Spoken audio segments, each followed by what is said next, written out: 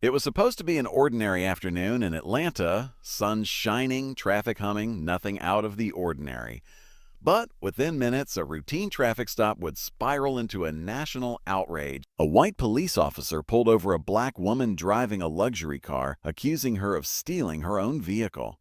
What he didn't know, what no one expected, was that this woman wasn't just wealthy. She was a self-made billionaire. And as he violently kicked her to the ground in front of stunned onlookers, thinking he could humiliate her without consequence, he also didn't see who was parked across the street, quietly watching it all unfold from behind tinted windows. One of the most powerful celebrities in the world. What happened next sparked headlines, protests, and a courtroom drama that would shake the justice system and inspire millions. This is the story of Cassandra Blake, a tech mogul, a survivor, and the woman who turned one of the darkest moments of her life into a national reckoning. And trust us, you won't believe how it ends. It was one of those golden afternoons in downtown Atlanta when the air felt alive with energy. The sun hovered just above the skyline, casting a honeyed glow on the city streets. People bustled along sidewalks, cafes spilled over with laughter, and the scent of blooming dogwood trees danced on the wind. Amid it all, Cassandra Blake glided through the streets in quiet luxury, behind the wheel of her custom-built, fully electric Rolls-Royce Phantom. The vehicle was matte black with champagne gold trim, a silent beast that barely made a sound as it cruised. The wheels, specially designed, shimmered like they belonged in a museum. But even more striking than the car was the woman driving it. Cassandra Blake, 42, wore a tailored white power suit that hugged her silhouette with effortless elegance. Her short, natural curls framed a face that held both poise and purpose. Diamond-studded sunglasses shielded her eyes, but you could still sense her sharpness, like she saw everything, even through tinted lenses. She wasn't flashy. She didn't need to be. Cassandra exuded the kind of confidence you can't buy. You earn it, battle by battle. Well, she had just left a meeting with investors at her downtown tech campus and was headed to meet her goddaughter for ice cream, something light to break up the intensity of her day. Music played softly from the car's speakers, some old-school Erykah Badu humming like a warm breeze through the cabin. As Cassandra approached the intersection at Peachtree and 12th, the light turned red.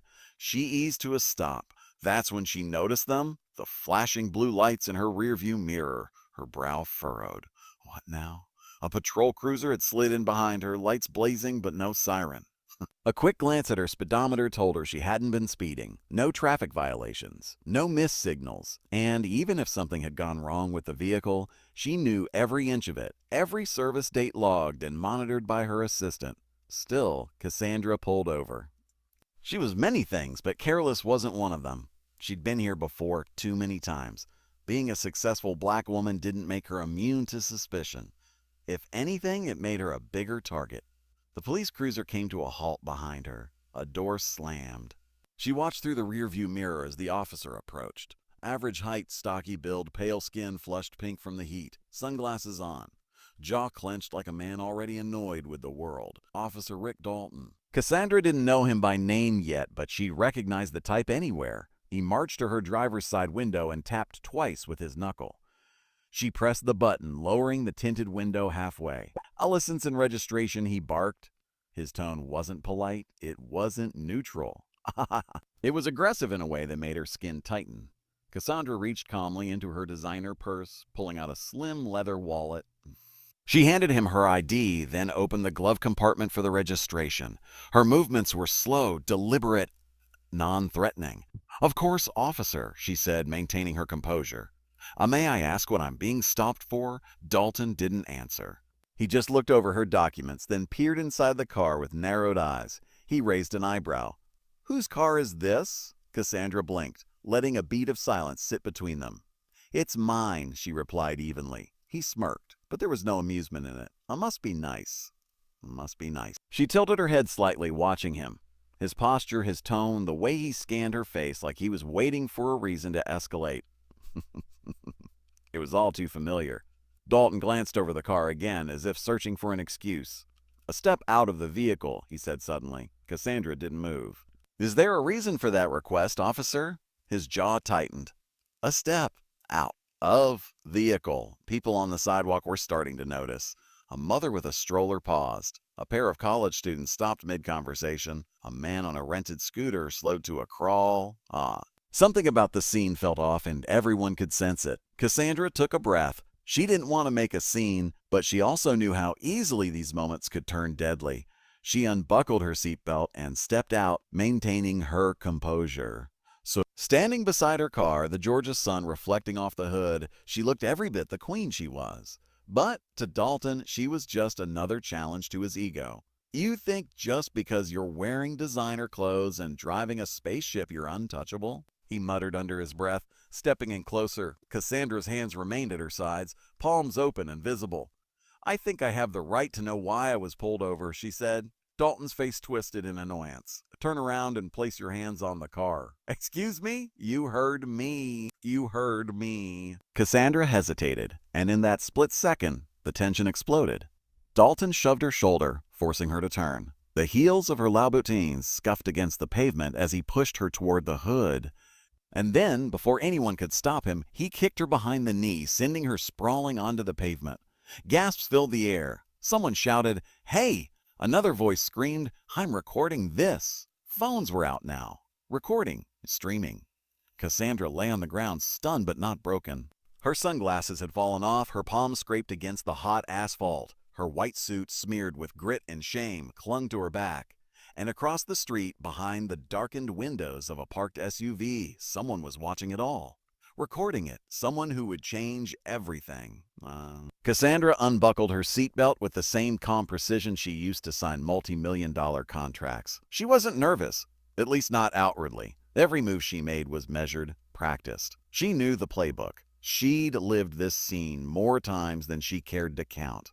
The only difference now was the setting and the audience. She stepped out of the vehicle with a kind of quiet power. Her heels touched the pavement, the crisp white of her suit almost glowing in the afternoon sun. She faced Officer Dalton squarely, her hands visible, posture relaxed but alert. She had no intention of escalating the situation. She didn't need to.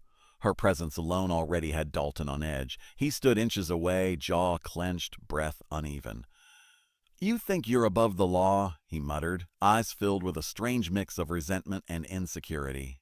Cassandra tilted her head slightly, reading him like a bad investment pitch. "I believe I've done nothing wrong, officer," she replied coolly. "I asked a simple question. That shouldn't be a threat." But it was, for him. Dalton's face twisted with frustration. And then, without warning, he grabbed her arm and shoved her hard against the car. Gasps erupted from the sidewalk. "Oh, whoa!" someone yelled. Across the street, a mother instinctively pulled her child closer, eyes wide. A college student who'd been scrolling TikTok now had her phone held high, recording. A man on a Sadie bike stopped mid-pedal. More phones came out.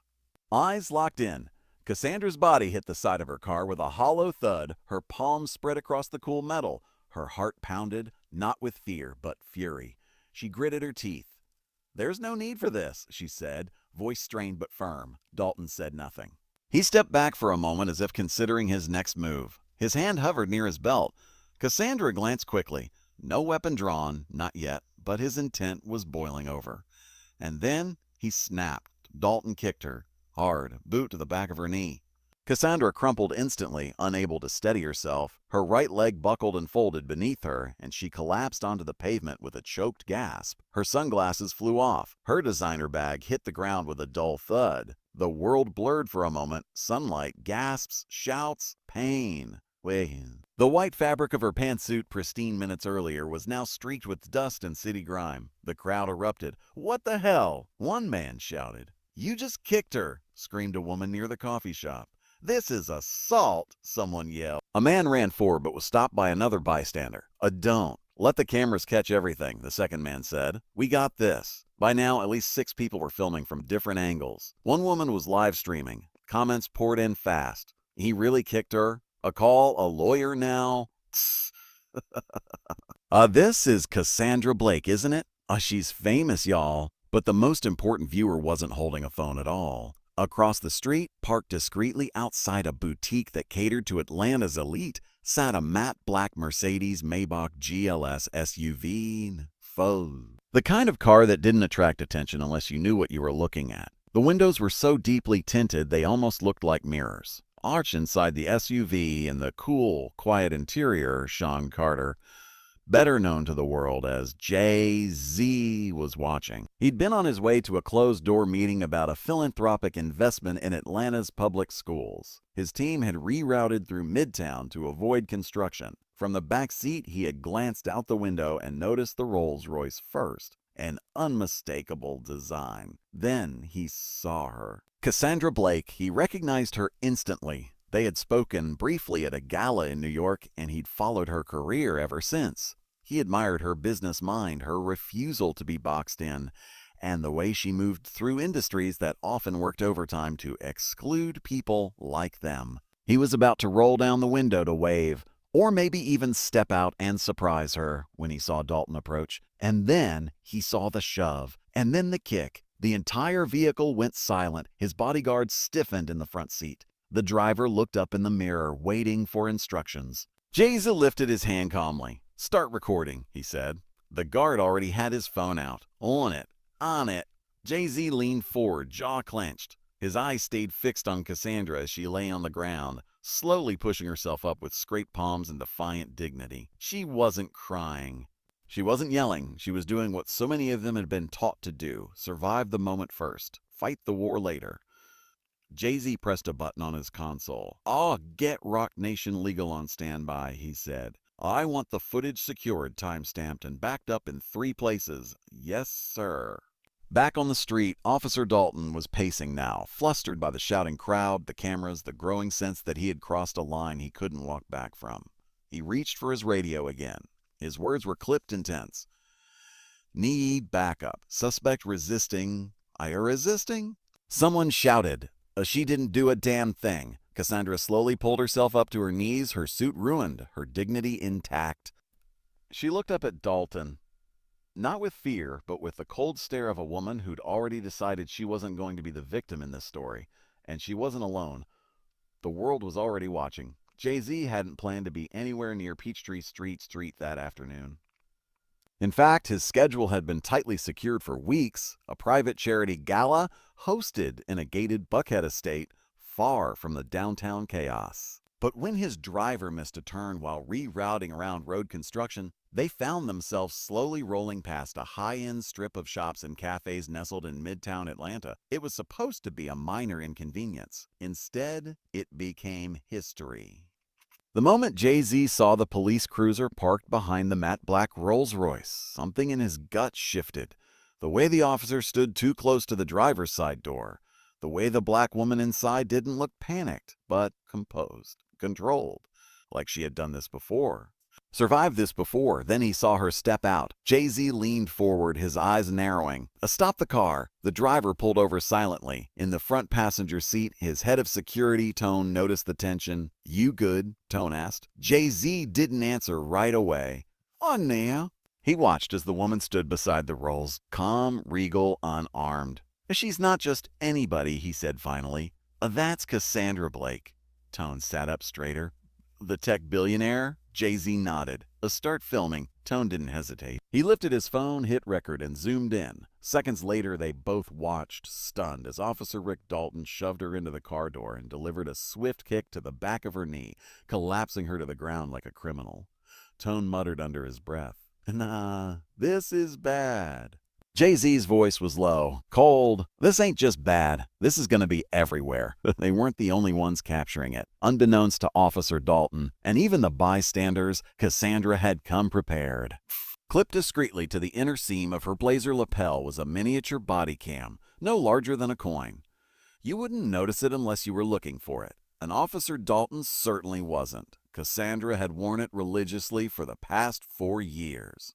After her first public altercation with law enforcement, where her word was dismissed despite witnesses, she learned the hard way that truth alone wasn't enough. People needed footage, evidence, proof they couldn't ignore, so she started carrying her own protection. Silent, always, recording. As she lay on the ground, breath shallow, her mind wasn't racing in fear. It was clicking into strategy. Her body hurt, her suit was ruined, her pride had been scraped along the concrete, but her camera had captured every second. Paramedics arrived within minutes. Someone in the crowd had called 911 the moment Dalton escalated. A tall black EMT with dreadlocks and a gentle voice knelt beside her. Mom, I need you to stay still. You've taken a hit to your knee and shoulder. Are you in any severe pain? Cassandra looked up at him, sweat on her brow.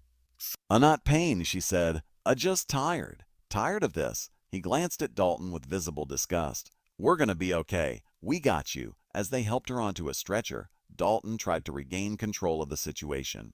His voice barked into the radio. Suspect resisted arrest. Non-compliant. A liar. Someone yelled, "We saw the whole thing! We're gonna be fired for this!" Another person shouted. Dalton's expression flickered. For the first time, doubt crossed his face. He looked at the sea of phones pointed his way, and something clicked in his mind. He wasn't in control anymore.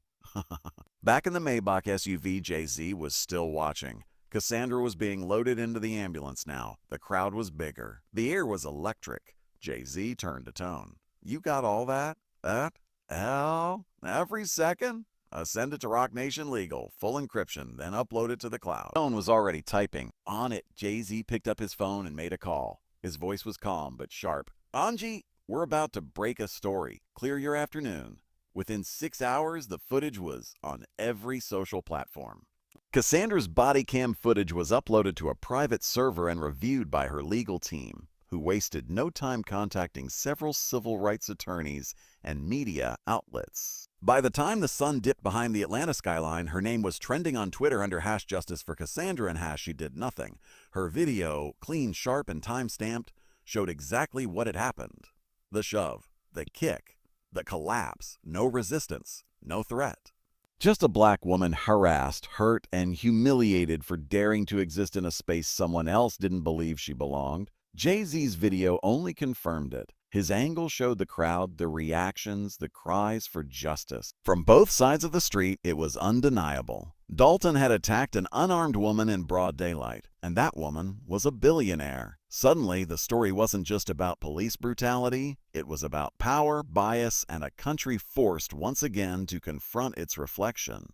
And then, just when it seemed like the headlines couldn't get any louder, another twist dropped. At 11:47 p.m., a screenshot began circulating across Reddit and Instagram. It showed a leaked internal police memo from the Atlanta PD. Subject line, "A Cassandra Blake, high profile. Proceed with caution." The memo, dated 2 weeks earlier, outlined protocol for stopping known public figures in the city, specifically mentioning Blake by name.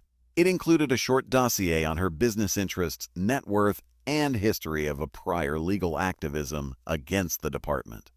It even had a line that read, "A Blake is confrontational when questioned. Record all interactions." Cassandra wasn't just a random traffic stop. She had been watched, targeted, tracked. Now the story wasn't just about one bad cop. It was about a system that had written her down long before the stoplight turned red.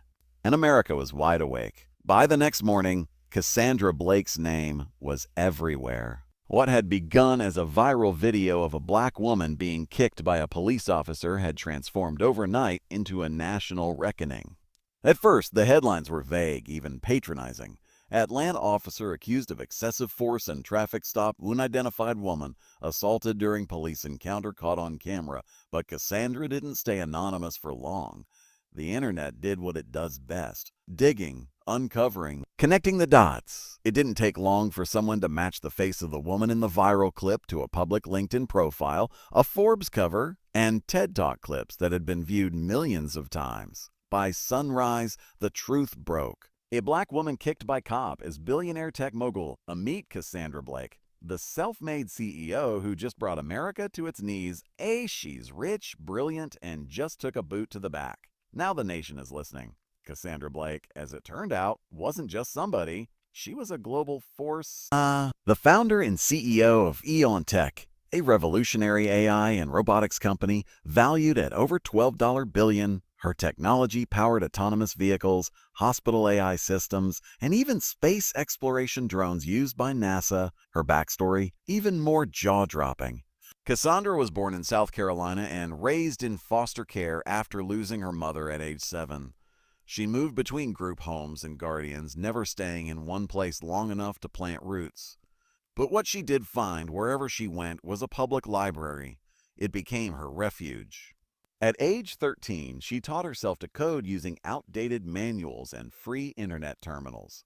By 18, she had built her first app. By 25, she'd sold her first company. And by 35, she had become the youngest black woman in America to take a tech startup to a billion-dollar valuation.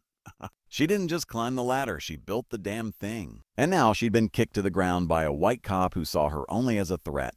The country erupted. News stations ran split-screen footage. Cassandra on stage at a tech summit, Cassandra on the ground in handcuffs. The contrast was staggering, the outrage volcanic. Cassandra stepped forward, looked directly at the judge, then turned to face the crowd. I know what many people expected from me today. Vengeance, satisfaction, a long list of demands. But I'm not here to destroy a man. I'm here to build a future. She paused. I don't want revenge. I want change. A few eyebrows raised. She continued. That's why today I'm committing $100 million of my own money to launch the Blake Reform Initiative, a nationwide program to train law enforcement officers in racial bias awareness, de-escalation tactics, and ethical conflict resolution. Every police department in America will be offered access at no cost. The courtroom was stunned. Even the judge leaned forward, visibly moved. This doesn't erase what happened to me. Nothing can. But it might prevent it from happening to someone else. Someone who doesn't have a camera. Or a billion-dollar company. Or a voice loud enough to be heard. She looked over at Dalton one last time. Officer Dalton, you took away my dignity for a moment, but I reclaimed it, and I choose to spend it on progress. There was a beat of silence. Then from the back row, Jay-Z began to clap, slow, deliberate, proud. Within seconds, the entire courtroom followed. A wave of applause rolled through the space, swelling like a victory anthem. Even a few members of the jury stood and joined in. Dalton, expressionless, was escorted out in cuffs. He would lose his badge, his pension, and eventually his freedom. But Cassandra had gained something far greater. As she walked down the courthouse steps, surrounded by cheers and camera flashes, she wasn't just a billionaire anymore. She was a symbol of grace under pressure, of power wielded with purpose, of what it means to rise when the system tries to bury you.